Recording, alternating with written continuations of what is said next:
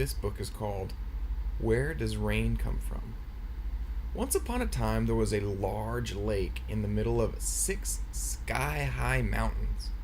The water was beautiful, icy blue, and the mountains were covered with tall green trees. The lake was calm and peaceful, with teeny tiny waves. In the lake lived an itsy bitsy, pinky ponky little water drop. He lived there with all his friends and all his family. All day long he played with his friends. Yahoo! Yippee! Yeah! They would yell as they splashed and splished and had lots of fun. At night, before bed, the teeny water drop would say, "I love you, Mommy. I love you, Daddy. I love you, brother. I love you, sister." And, "Mommy?" "Yes, sweet drop," Mommy would say. "I love the lake," the little water drop would say. Then he would sleep peacefully, swaying with the water back and forth, side to side, and up and down. He loved his home, and he was happy every day. One day, the little water drop woke up to discover the lake was roasty toasty hot. The yellow sun was big and bright in the blue sky. The little water drop looked up at the sun. It was bigger and angrier than he had ever seen. He was curious about it, so he started swimming up, up, to the top of the lake. Whoosh! Suddenly, the little water drop was not swimming. He was floating up into the sky, up, and away. He went higher and higher while the large lake below him became smaller and smaller. He looked up to see what was happening. A big gray cloud was pulling him up from the lake, pulling him towards the cloud. "Where am I?" asked the little water drop. "You're inside me," said the big gray cloud in a loud, mean voice.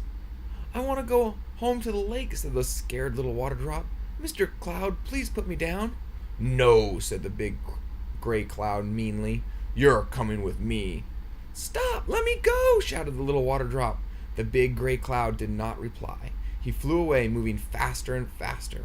The wind howled louder and louder, and the little water drop was spun around and around. Squish, squash! The big gray cloud moved quickly across the sky, picking up more and more drops of water. It grew bigger and bigger and darker, and there were many more water drops now, and the water drops were squeezed tighter and tighter. It was too crowded inside the cloud. Crack! Suddenly, the cloud burst open. Lightning shot out of the cloud and raced down towards the ground. There was a loud rumble. Everything was shaking. "Follow the lightning down," the thunder boomed. Water drops started to jump from the cloud. The itsy bitsy water drop jumped too. Splash! The little water drop crashed into the big body of water below. This was water, but it was different. It tasted salty, and there were really big waves. First, the salty water rose really high, and then it sank really low. The salty water was deep and dark. Giant fish swam all around. They were much bigger than the fish in the lake. Some had amazing colors, and the little water drop had never seen before. "Whoa!" screamed the other water drops. Suddenly, a really big wave scooped him up and carried him quickly towards the sandy beach. As they got closer to the beach, the wave grew taller and taller, and he was scared. But the other water drops were happy. Crash! The wave came tumbling down, and the little water drop smashed into the sandy beach. He tumbled and turned. Salt and sand bubbles were everywhere. Then he was resting on the beach. Things were calm for a moment, when suddenly the salty water pulled little water drops out again. Another big wave was waiting, and it tried to grab him, but he swam hard. He used all of his power to get away from the big, strong waves. The little water drops did not like it here in the salty water with the big, scary waves. The little water drop swam for a long time. He was tired and he wanted to go home. Then one day, the yellow sun was big and bright in the sky again, and he remembered.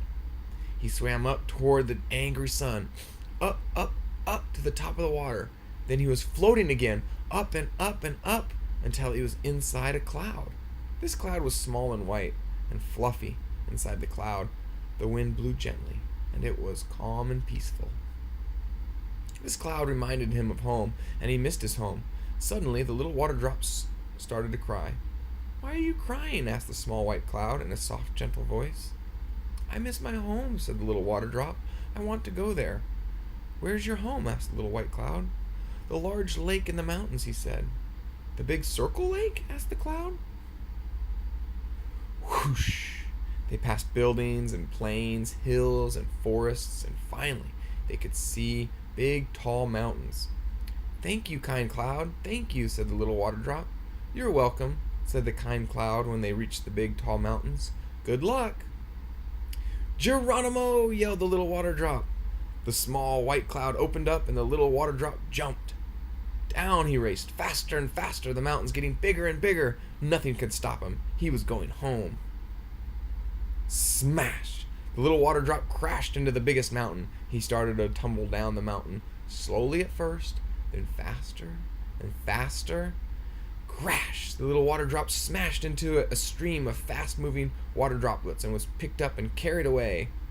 This water did not taste strange, but it moved fast. The little water drop asked for help, but everyone was moving or talking too fast. And this fast-moving water moved in a strange direction. It went straight, but then suddenly turned left. Then it went straight again, but then suddenly turned right. It zigzagged and sped down the mountain. He slid over small rocks and bounced off big rocks. The little water drop could not swim away. He could only move together with everyone else. The other water drops were having so much fun, but he was not. Suddenly, the fast-moving water drop slowed down. The water became calm, and the little water drop felt safe. He floated peacefully for a few minutes when he heard a soft, low roar in the distance. The roar grew louder and scarier, and slowly he moved forward.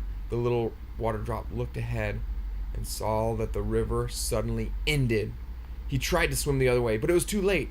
He was pulled slowly toward the end of the moving water, closer and closer until he could see a big drop.